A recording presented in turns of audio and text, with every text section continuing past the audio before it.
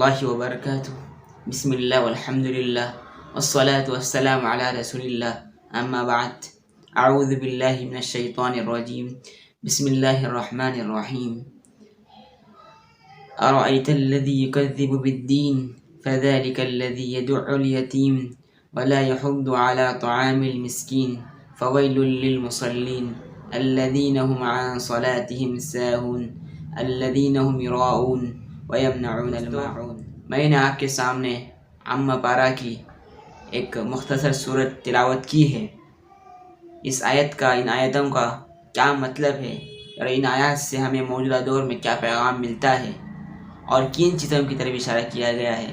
میں آپ کو ایک آیت پڑھوں گا اور اس کا ترجمہ اور اس کی تشریح مختصر انداز میں بیان کروں گا. اس سے پہلے اس صورت کے بارے میں آپ کے سامنے کچھ بیان کرنا چاہتا ہوں. علماء نے اس صورت کو مکی کہا ہے، بلکہ اکثر علماء نے مکی ہی کہا ہے. اس آیت کے اس سورے کے آیت 2 اور 3 میں کفار کی خصلتوں کو بیان کیا گیا ہے اور آخر کی آیتوں میں منافق کی نشانیوں کو اور ان کی عادات کو بیان کیا گیا ہے. تو اس بنا پر بعض مفسرین نے اس سورہ کو مدنی بھی کہا ہے، اور اس لحاظ سے کہ جو مکی دور تھا وہاں پر نبی کریم صلی اللہ علیہ وسلم اور ان کے ساتھی دارالارقم میں چھپ چھپ کر اپنا کام کرتے تھے. اللہ کی طرف سے اعلانیہ کام کرنے کی اجازت نہیں تھی، اس لیے کہ تو ظاہر سی بات ہے تو وہاں پر ریاکاری کا اور کوئی چیز کا شبہ پیدا نہیں ہوتا.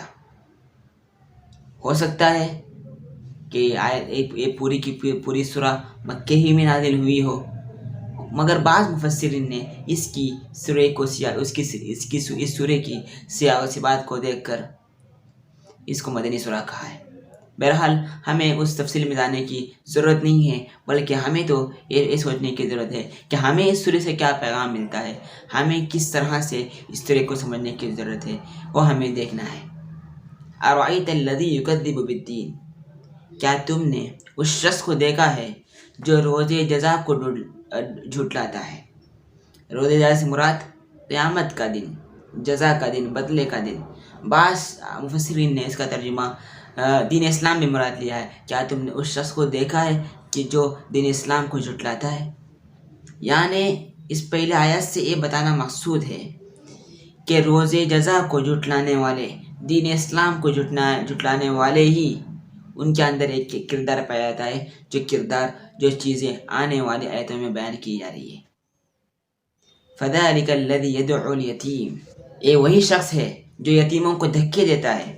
اس آیت کا مطلب دونوں ہو سکتا ہے، ایک تو ان پر رحم کرم نہیں کرتا، اور دوسرا مطلب یہ ہے کہ جو چیز اس کے والدین، اس کے سرپرست چھوڑ کر گئے ہیں اور جو وراثت میں اس کو حصہ مل رہا ہے، یتیم ہونے کی بنا پر وہ آپ کی ذمے ہے، تو اس وراثت میں، اس چیز میں اس کا کوئی حصہ نہیں دیتا، بلکہ اس میں ڈنڈی مارتا ہے. اس پر خرچ کرنے کے بجائے اپنا حصہ اس میں لیتا ہے، ناحق حصہ اس میں لیتا ہے. اس آیت کا دونوں مطلب ہو سکتا ہے. یتیم کے بارے میں ایک روایت ہے، اس روایت کے راوی حضرت سہل بن سعد رضی اللہ عنہ ہے.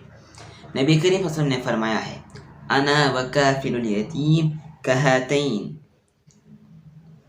نبی نے فرمایا میں اور یتیموں کی کفالت کرنے والا ان 2 انگلیوں کی طرح جنت میں ہوں گے. اس حدیث میں کو سامنے رکھتے ہوئے علماء نے بیان کیا ہے کہ یتیموں کی خدمت کرنا ایک بڑے اعزاز کا کام ہے، اور نبی کے ساتھ مقام انہی کو ملے گا جو یتیموں کی عزت کرتے ہیں، ان کا حق صحیح سے ادا کرتے ہیں. ہمارے معاشرے کا ہر فرد یہ سمجھے کہ ہم یتیموں کی اس کی خبرداری کریں، اس کا خیال رکھیں. اور اللہ تعالیٰ نے قرآن میں دوسری جگہ بھی صاف ارشاد فرمایا ہے، ان الذین یأکلون اموال الیتامی ظلما انما یأکلون فی بطونہم نارا وسیصلون سعیرا.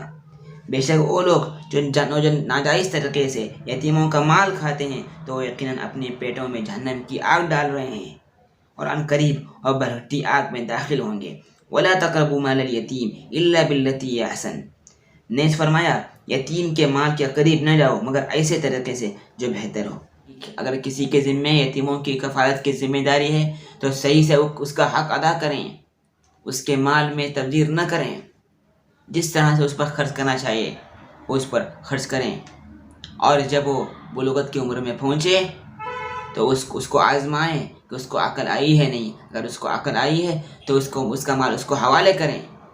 افسوس ہوتا ہے معاشرے میں ایسے افراد بھی موجود ہیں جو یتیموں کے ساتھ بدسلوکی کرتے ہیں، اس کے ساتھ حسن سلوک نہیں کرتے، اس کو دھکے دیتے ہیں، اس پر ظلم کرتے ہیں، اس پر مارتے ہیں۔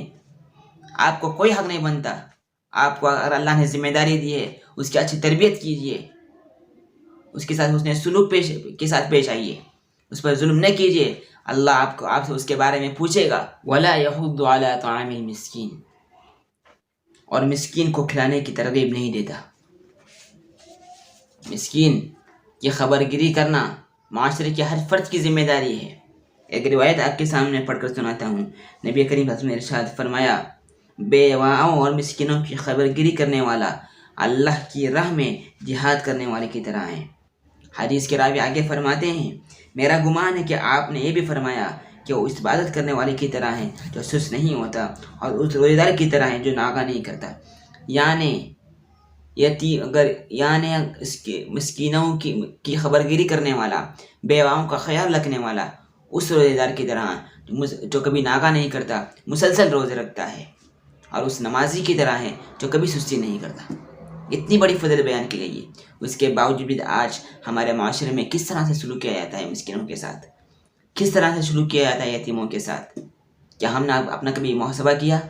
یا قرآن کی آیتیں ہم اس بات کی آواز نہیں دیتی کہ یتیموں کا اچھی طرح خیال رکھو؟ اللہ تعالیٰ نے اور ایک جگہ ارشاد فرمایا ہے، وَفِي أَمْوَالِهِمْ حَقٌّ لِلسَّائِلِ وَالْمَحْرُومِ، آپ کے پاس جو اللہ نے آپ کو مال دیا ہے اس میں ان لوگوں کا حق ہے، سائلوں کا حق ہے۔ آپ اپنا حق ادا کریے۔ اگر اللہ نے آپ پر زکوٰۃ فرض کی ہے تو زکوٰۃ صحیح سے ادا کیجیے، وہ ان کا حق ہے، حق صحیح سے ادا ہونا چاہیے، ورنہ اللہ آپ کو اس کے بارے میں پوچھیں گے تو کیا جواب دیں گے؟ ہم دنیا والوں کے ڈر سے تو یہاں پر چھٹکارا حاصل کریں گے، مگر اس کی پکڑ سے کوئی چھوٹ نہیں پائے گا۔ وَوَيْلٌ لِّلْمُصَلِّينَ، افسوس ہے ان نمازیوں پر، بربادی ہے ان نمازوں پر۔ اب کون سے شخص ہیں؟ الَّذِينَ هُمْ عَن صَلَاتِهِمْ سَاهُونَ،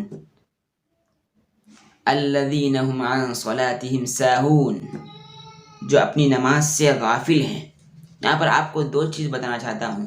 یہاں پر جو نماز کا لفظ استعمال کیا ہے، بعض مفسرین نے یہاں پر صرف نماز مراد نہیں لیا ہے، بلکہ ٹوٹل دین کے احکامات مراد لیے ہیں۔ یعنی جو دین کے احکامات میں سستی برتتے ہیں، وقت پہ نہیں کرتے، ناغہ کرتے ہیں، یعنی گویا کہ بوجھ سمجھ کر کرتے ہیں، تمام معنی مراد لے جا سکتے ہیں۔ بعض لوگوں کی عادت ہوتی ہے نمازوں میں کھیل کرنا، نمازوں میں کرنا، وہ کرنا، کھجانا۔ اکثر لوگوں کی عادت ہوتی ہے، کوئی یہاں پر کھیل رہا ہے، سر کے بالوں سے کھیل رہا ہے، کوئی داڑھی کے بالوں سے کھیل رہا ہے، یا نماز پڑھ رہا ہے تو وقت پر نہیں پڑھ رہا ہے، نماز کو بوجھ سمجھ رہا ہے، نماز کے اوقات میں عمدن سو رہا ہے۔ تمام لوگوں کے لیے یہاں پر بربادی سنائی گئی ہے۔ الذین هم یراؤون، جو ریاکاری کرتے ہیں، لوگوں کو دکھلانے کے لیے نماز پڑھتے ہیں، لوگوں کو دکھلانے کے لیے دین کے دوسرے احکامات کرتے ہیں، لوگوں کو دکھلانے کے لیے حج کرتے ہیں، لوگوں کو دکھلانے کے لیے نیک اعمال کرتے ہیں، لوگوں کو دکھلانے کے لیے دعا کرتے ہیں، لوگوں کو دکھانے کے لیے دین کے دوسرے اعمال بجا لاتے ہیں، ان تمام لوگوں کے لیے بربادی ہے۔ اب ریاکاری کے بارے میں حدیث میں کیا وعید آئی ہے، اب ان احادیث پر بھی نظر ڈالیے۔ ایک روایت ہے جس کے راوی حضرت جندب بن عبداللہ ہے، وہ روایت کرتے ہیں کہ نبی صلی اللہ علیہ وسلم نے ارشاد فرمایا، جو شخص دکھلاوے کے لیے کوئی عمل کرتا ہے تو اللہ تعالیٰ قیامت والے دن رسوا کر دے گا، اور جو کوئی نیک عمل لوگوں کی نظروں میں بڑا بننے کے لیے کرتا ہے تو اللہ تعالیٰ اس کے چھپے عیبوں کو لوگوں کے سامنے ظاہر کر دے گا۔ بخاری اور مسلم نے دونوں اس روایت کو روایت کیا ہے۔ اسی طرح صرف ایک عمل ہی نہیں، جو علم بھی لوگوں کے دکھلاوے کے لیے حاصل کرتا ہے، دینی علم بھی لوگوں کے دکھلاوے کے لیے حاصل کرتا ہے، اس کے لیے بھی وعید سنائی گئی ہے۔ حضرت ابو ہریرہ رضی اللہ عنہ کی روایت ہے، جو شخص دینی علم کو کسی کی رضامندی کی خاطر یا دنیا کے کمانے کی خاطر سیکھتا ہے تو نبی کریم صلی اللہ علیہ وسلم نے اس کے لیے وعید سنائی ہے، اس کو قیامت والے دن جنت کی خوشبو بھی نہیں حاصل ہوگی۔ ابو داؤد کی صحیح سند سے روایت موجود ہے۔ تو ہم اپنی نیتوں کی اصلاح کریں، نیک اعمال ضرور کریں مگر ریاکاری نہ کریں، صرف اللہ کے لیے نیک اعمال کریں۔ اگر ہم لوگوں کو دکھانے کے لیے نیک اعمال کریں گے، لوگوں کو دکھانے کے لیے نماز پڑھیں گے، لوگوں کو دکھلانے کے لیے صدقہ و خیرات کریں گے، لوگوں کو دکھانے کے لیے حج کریں گے، لوگوں کو دکھانے کے لیے تہجد پڑھیں گے، تو ہمیں ہمارے پورے اعمال بیکار چلے جائیں گے، اکارہ چلے جائیں گے۔ اللہ کہیں گے تو دنیا میں آپ کو نیک کہا جا چکا، دنیا میں آپ کو عزت مل چکی، اور دنیا میں ہو گیا، آپ کو یہاں پر کچھ نہیں ملے گا۔ اگر اخلاص نیت کے ساتھ کریں گے، دوسروں کو بھی اس عمل کی طرف ترغیب دیں گے، تو اللہ تعالیٰ ہمیں وہ عزت دیں گے جو خوشخبری حدیثوں میں، قرآن میں سنائی گئی ہے۔ وَيَمْنَعُونَ الْمَاعُونَ، اور برتنے کی چیز سے روکتے ہیں۔ یہاں پر مفسرین نے یہ تشریح کی ہے، یعنی چھوٹے سے چھوٹے معاملات میں اپنے کسی بھائی کے کام نہیں آتے۔ کوئی گویا کہ مثال کے طور پر آپ یوں سمجھ لیے، کوئی معمولی چیز یوز کرنے کے لیے آپ سے لیتا ہے، یا کوئی آپ کے پاس چھولا استعمال کرنے کے لیے مانگے، یا پین استعمال کرنے کے لیے مانگے، کسی چیز کو استعمال کرنے کے لیے مانگے جو اس کے کام آ سکتا ہو، آپ اپنے پاس ہونے کے باوجود بھی اس بھائی کو منع کرتے ہیں۔ اور مفسرین نے ایک معنی یہ بھی لیا ہے، جو زکوٰۃ صحیح سے ادا نہیں کرتے، یعنی ہمارے پورے مال میں صرف 2.5% زکوٰۃ ہوتی ہے، اس میں بھی ادا کرنے میں کتراتے ہیں، یہ ڈرتے ہیں کہ ہمارا مال کم ہو جائے گا، جبکہ کہا گیا ہے کہ زکوٰۃ ادا کرنے سے آپ کے مال میں بڑھوتری ہوتی ہے۔ تو آخر میں ہی پیغام دیتا ہوں، اپنے عمل میں اخلاص پیدا کیجیے۔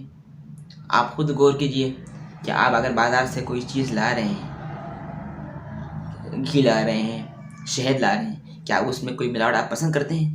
تو ہرگز نہیں۔ تو دین جیسی چیز، اسلام جیسی عظیم نعمت جس کے ہم ارکان ادا کرتے ہیں، تو اس میں کسی کے دکھلاوے کو اور کسی ریاکاری کو اللہ کیسے برداشت کر سکتے ہیں؟ تو اپنی نیت کو درست کیجیے، یتیموں کا خیال رکھیے، مسکینوں کا خیال رکھیے، نماز، دین کے تمام احکام صرف اللہ کے لیے کیجیے۔ اللہ تعالیٰ مجھے بھی اور آپ تماموں کو اس پر عمل کرنے کی توفیق عطا فرمائے۔ وآخر دعوانا ان الحمد للہ رب العالمین۔